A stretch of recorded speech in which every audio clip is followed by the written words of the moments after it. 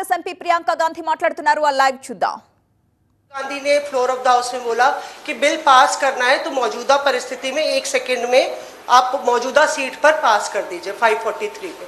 तो क्या विपक्ष उसके लिए तैयार होगा? अभी तो आपने बोला जो 2023 वाला बिल है, पर अगर मौजूदा सीट 543 है, वही तो है।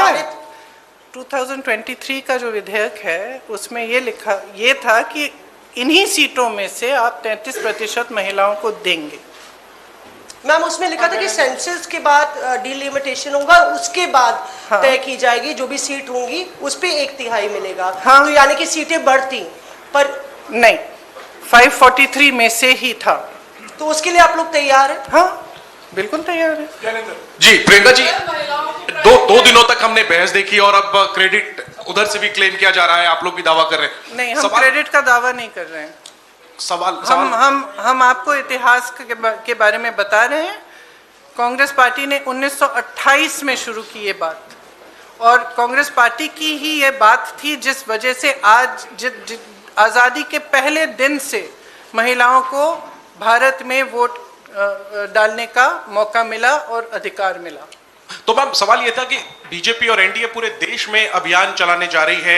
आपने देखा कि कल शाम को प्रदर्शन हुए, देश भर में प्रदर्शन हमने देखा बीजेपी की तरफ से, और ये दिखाने की कोशिश है कि महिला विरोधी है कांग्रेस और इंडिया अलायंस।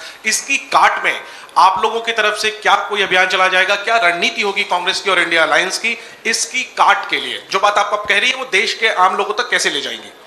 देखिए, जैसे मैंने कहा, देश की जनता जो है उसमें बहुत ही ज़्यादा विवेक है।